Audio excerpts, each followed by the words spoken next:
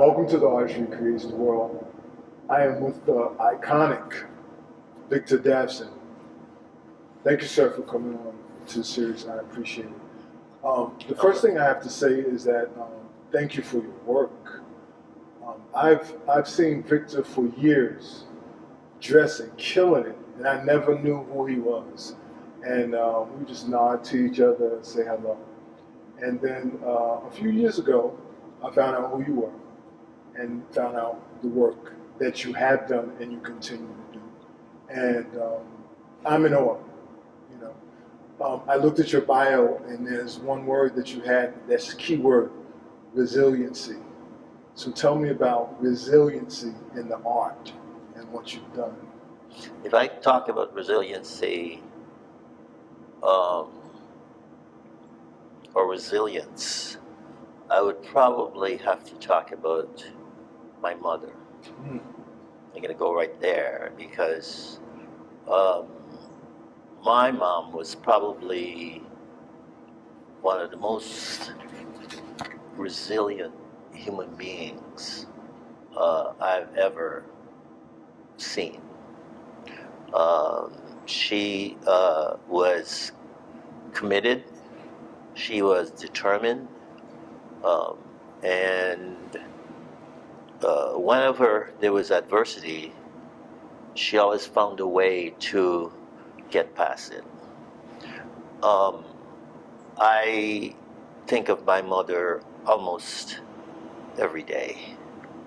And so this journey for me as an artist has been one that is not simply a matter of a career. It's been also a kind of a mission.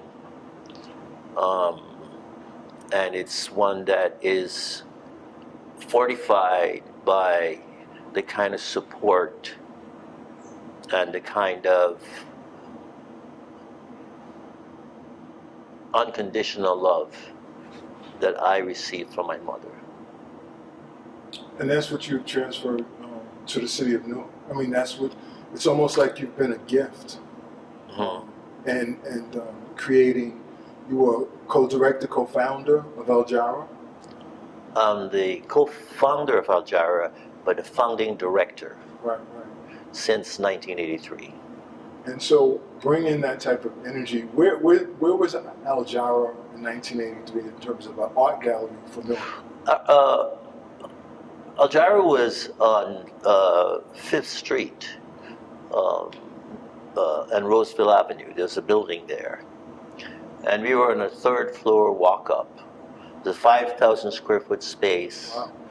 Wow. Half of it we leased out to a dance group that was led by Alfred Gallman.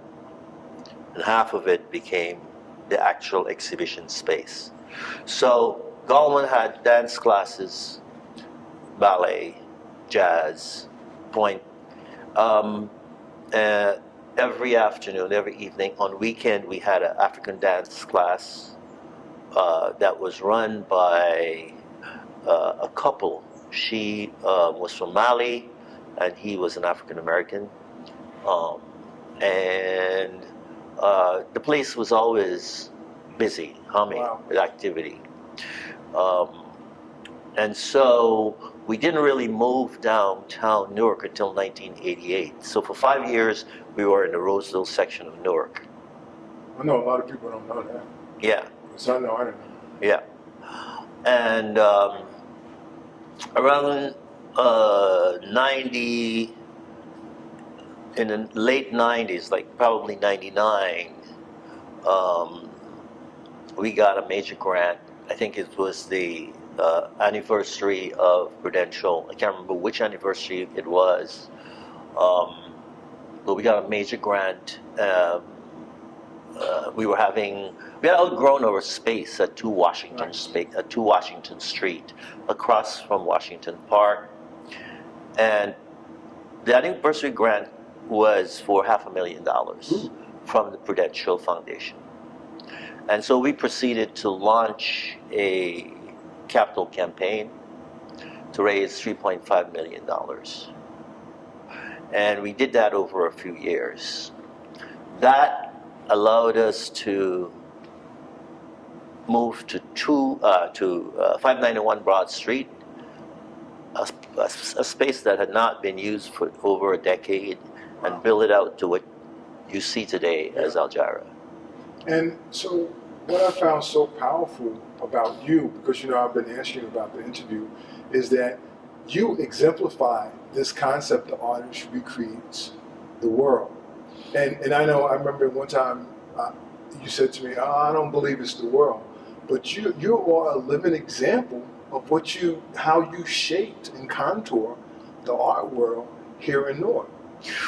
Well, I didn't do that alone. I mean, I was the catalyst. I was the face. Wow. I was the face. Versus catalyst. Why? Well, I think the catalyst still means that somehow I did this alone, and I believe part of the reason I wanted to be involved with an organization, any organization, it just happened to be Aljira, in a leadership role, was because I wanted to make community. And see, making community is not just about you, it's about, the other people who oftentimes were not as visible or as successful, or didn't have the kind of stick-with-itness or tenacity that I just had. I was just committed to my practice as an artist, and I sort of, no matter what, kind of persevered and continued. But I was also committed to Newark. Very early on, I fell in love with Newark. Like the first day I drove into Newark, which was like 7 years after the riots. You told me about the story the first day, what you saw. Man, Newark was like this beautiful thing that somebody had beat up. Oh, that is on you right on the pulse. Yes. And back then you drove down Springfield Avenue, you could still see buildings that were burnt out. Nobody had removed, demolished them, and like I said to you some years ago, I didn't even know what a junkie was when I moved to Newark. But the day I moved to Newark, on the corner of Raymond Boulevard and Broad Street, there was a dude going diagonally across from what used to be PSE&G, like heading diagonally across the street, and he would stop like in the middle of the traffic and like lean over for the longest while, and I'm like, what's going? Somebody said that's a junkie. Wow. Yeah, but in spite of all of that, in spite of the ugliness that I saw, Newark just felt right. And I never really left. I'd either lived here or worked here for the past, 1974. So you do the numbers, It's got to be over 40 years. And your art, I see some of your artwork. It's phenomenal. I didn't know you were an artist. Yeah. And so how long have you been doing the art? That's an interesting story. I got hooked in kindergarten. In kindergarten, I did a drawing. Back then, this is going to really date me. We had slates. You write on your slate, clean it off for the next day. You mean shake it off? No, clean it off. You wipe it off with a rag. Slate, like a slate roof. Like a yeah. That's what you had. You didn't have paper. You had a slate. You got a slate, and the slate was framed. Wow. Back in the day. Back in the day. Yeah, when I was, I was born in 1948. So you go to school with your slate and your slate pencil. Wow. And so I did a drawing, and my kindergarten teacher said to the entire kindergarten class, I mean, that was cruel. Make your drawing like Victor's. Oh. And she held up my drawing to the whole class. She said, just copy Victor. Oh. I I walked around with that drawing for weeks. I didn't want to rub that thing off. I didn't want to take it off that slate. But I knew then that that's all I wanted to do. I wanted to make marks. And I did lose my way. I did, because there were not a lot of opportunities within the context in which I was growing up. Right.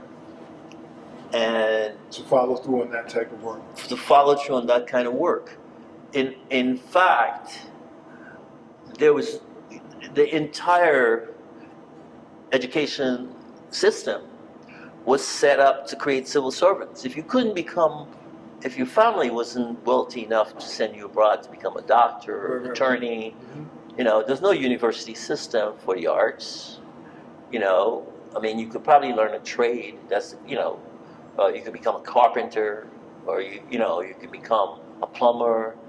But the arts was not something that was perceived as having real value. So, and this is a kind of irony. In my high school years, it suddenly dawned on me that this was what I wanted to do. And I was at a high school where I thought I was like wasting my time. Because I did have an interest. I always had an interest in literature. I had an interest in English literature. And at high school, we did Shakespeare. We did,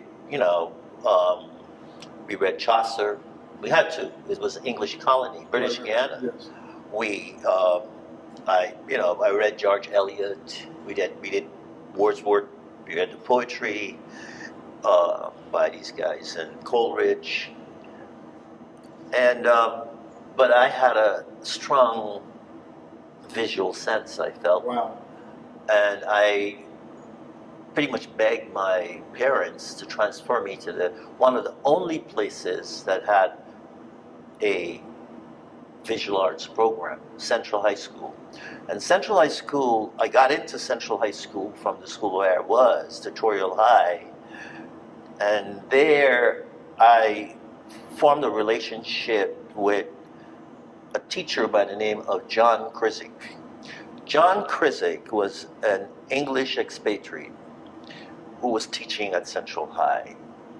He studied at Reading University, and he was schooled in the method of Sir William Coldstream. Sir William Coldstream developed a methodology of teaching art not only in England, but throughout the British colonies. Wow. And it was the idea of pointing and drawing. You look at things in front of you and you try to copy them on a surface. And I was good at that. Yeah. I mean, it's a kind of rigor, it's a kind of training. Yeah, I was looking at your drawings, some of your drawings. Yeah. And you see these symbols, the use of line, the use of black, Right. the use of white. Right. And I got such feeling from the drawings. Yeah. The first set of drawings I saw of yours, no, these were paintings. And I asked you before, the thing that stuck out to me was always the tall man. Yeah. Or the tall. Well, that came later. That came much later. But the early work was about this, point and draw or point and paint. I see that. So that was the kind of early years where you learned about color, you learned about line, you learned about composition, all of those things. You learn about tone, me and actually, there was a group of us, a small group, maybe 3 or 4 of us, who really became excellent at that. And The technique. yes, at learning these skills and techniques. And we later on went into the world, with that kind of skill set. I ended up illustrating 3 children's books. I was fortunate enough to be trained to use that skill set to do children's books. I met a man, an African-American illustrator by the name of Tom Feelings. Tom Feelings was a a Caldecott Award-winning illustrator who did black books for children, or books for black children. And so pretty much around that time, in the early, I would have to say, it's probably the early 70s, I just felt that there was no place for me to go. So I kind of had my sights on leaving Guyana, where I was born, and I ended up in New York City. I had a sister there and a brother there, and I moved there, and sort of flounder around for a while. Went to places like the Art Students League. I had a space back in the day, in '83, in '73. I had a studio at the Studio Museum in Harlem on Fifth Avenue, in the city, thanks to a brother by the name of Ed Spriggs, who was running, a photographer who was actually running the Studio Museum then. This was before the Studio Museum had a formal artist in residence program as we know it now. So that's why you still have those connections back to home. Right. So I eventually ended up going to Pratt. I actually, for a minute, I went to Essex County College. Really? And a graduate, one of my my ceramic teacher, they didn't have a major in art, but they did have a ceramic class. They had a ceramic class, and in those days, I think Janet Taylor Pickett was a young professor who had just started out. Florence Statt seemed to be more senior and advanced, and Florence said to me, "What are you doing here? You need to get to Pratt." Right. And she was a graduate of Pratt. And so I ended up in Pratt. And I was an immigrant student. I was 10 years older than the average student in my class. But I was also producing twice as much work. Wow. So Pratt basically, and I met at Pratt a professor by the name of Rudolf Barnik. He's a Lithuanian painter. Painted very... I think he was a soldier in the Second World War, and so his work was informed by a real dark side to the human spirit. Barnick's work is best for me remembered by a series called The Napalm Elegy. The napalm, as you know, was used in the Vietnam War, and there's an image in one of his pieces of the head of a child lying on its side. Yeah. Powerful. Anyway, it was interesting at Pratt because what Rudolf Barnik said was, I didn't need to learn to make art. I needed to learn how to be an artist. That is interesting. It's interesting because I had tremendous guilt about spending time in the studio making art, right? A lot of people were out there in the street doing real work. So I had to come to terms with the fact that what I was doing as an artist was real work. I had to come to terms with being comfortable with the idea that art is work. Right, and that's the same problem artists have today. That they do work, but they don't feel like it's real work. Right. Now, where's that come from? Is that from the culture? That the culture? Well, makes... I think it particularly. I mean, yeah. Because I hear that from a lot of artists. They, even people that are very talented, but when you talk to them about art, the first thing that comes out of their mouth is these negative connotations of what they do. But then you look at their work and you're like, are you kidding me? Yeah. Well, I wanted to say something about talent, because I think talent is talent, like youth, is wasted on a lot of folks. I believe that there's got to be, in addition to talent, there's got to be commitment, and there's got to be a kind of rigor. I agree. You got to be committed. I agree. You have to do. And Tom Feelings always used to say to me, it all is about the work. You can do whatever you want. It's all about the work. And when you say work, because I heard Ben Jones say the exact same thing. When you say work, you're talking about working the art, finding your place, finding your space, Right. developing the technique, adding the technique, pulling, pushing, whatever it takes. The wee hours, learning from others, grabbing this, reading this, looking at this. And learning from others is key here, because this is what civilization is built on. Learning from others. All this notion of that I got to be like, I'm going to invent something that's totally original. Yes. So I saw Dawn walking by. Yeah. So what I'm saying to you is that it's like writing or any other art form. There's hands-on. That's right. But there's certain traditions. There's certain things that you follow that until you find a voice that's your own. Yes. This notion that you got to be like a superstar at 35. I'm sorry, you have to give me another. I know you don't do these rounds all the time. Yeah, I know. Because this is what I stress all the time. I remember when I was writing my final paper at Pratt, I got the opportunity to interview Romare Bearden. And Romare Bearden said to me, all these guys at 35 and 40, they have retrospectives. What do you know at 35 and 40 as an artist to have like a retrospective? In certain cultures, you're not considered an elder till you're 60. Yeah. Till you're 60. Yeah. But, to get back to the whole thing about the initial question, which you asked me about, when.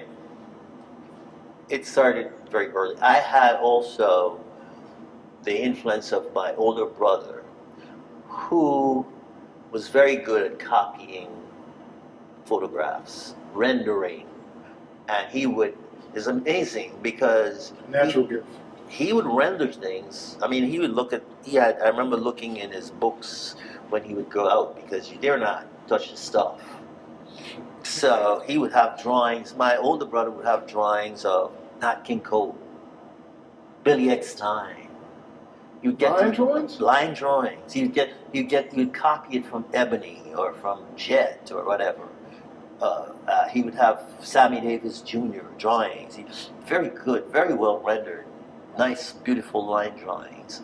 And I would look in there and I'd be fascinated. George was a wonderful, but that never went anywhere. I mean, in a sense, he's in his, he's always had a sort of interest in art, but it never became something that he invested. He went into education. He invested the kind of energy and effort that I felt was required if he wanted to make this a profession. Right. So and you have to put that energy in the art. Yeah. In the work. Yeah. As Tom said, it all is about the work. I mean, and one of the things that I learned, and it came to me very late, is that you have to organize your life around the work. I love it, because these are things that artists need to hear over and over again. Yeah. Because the organization is key, because you can't get to the time and the space to do the work if those other elements in your life are not organized. Stuff scattered. Yeah. Well, that's it. For a long time, I think I felt, even after I was running Aljira, you could have a life over here and your art life over here. Things have to be congruent. They have to be aligned.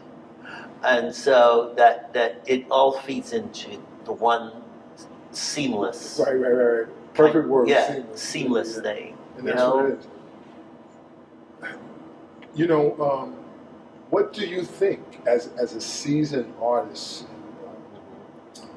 How do we break this apathy we have? I sense there's an apathy when I speak to artists, and an illusion, so to speak, in terms of what they think artistry is, and how they obtain or develop their art. How do we break that? Is it just? I'm not sure that I agree with you on that. That is a kind of apathy. So what do you? I mean, I want to ask you the question. What do you mean by apathy? I say apathy in the sense that you don't pull in all the tools that you need to develop yourself, and you think that you're actually doing what you need to do the work. Yeah. And you think in your mind, illusionary, that it takes a year or 2 years or 3 years, where it might take 20 years. Yeah. To become that artist. Yeah. So that's why I say the apathy. Well, look, it takes as long as it takes. Malcolm Gladwell say he's got a calculus where you've got to do something for a certain amount of time, and then you become a genius at it. Certain hours. Yes, I think I can't remember which one of the books it is, but he talks about it. Well, it's one of the early ones. What is it? I think maybe the second or third book. I think I don't know if it's a third book, but I know there are 2 books that I read. And you can't fudge it. You can't cheat it. Right. People see it in the marks. They see it in the forms. You can't fudge it. You gotta, it's developed by. That's why people talk about art as art practice. You gotta go down to the studio or go up to the studio, and you gotta face that empty canvas, or you gotta face that kind of solitude. Scary. It's scary. It's scary. It's just you and the work. You have to sit in it, right? And it's just you and the work. There's no place to go. You can't. There's no escape. It's you and the work, and and you got to make the work and continue to make the work. And it's not about like becoming famous or becoming, a genius or making a whole lot of money. Yes. It's not about the marketplace. That's a whole different thing. The point is you've got to make the work. And I think what happens is that out of that process,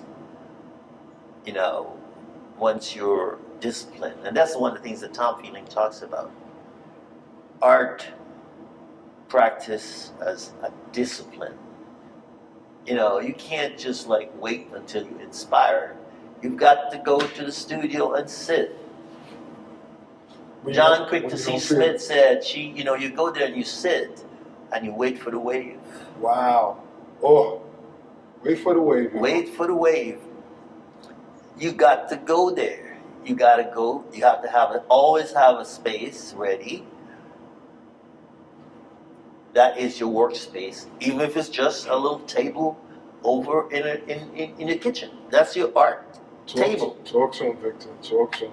And you go over there on some routine basis, ready to work, and you wait for the wave. And before you know it, you're into it. You don't even think about it. At least, certainly, that's my approach. No. That's my approach. I'm sure artists have other ways of working. Right, but it's the same basic concept to me. Yeah. And that is, yes. Yeah. You wait for the wave. And it's not every day that you make good stuff, but you on to the next stuff. You make the next one and the next one, and then there are times when things just fall out of you. You're just like, where did that come from? Yeah, right.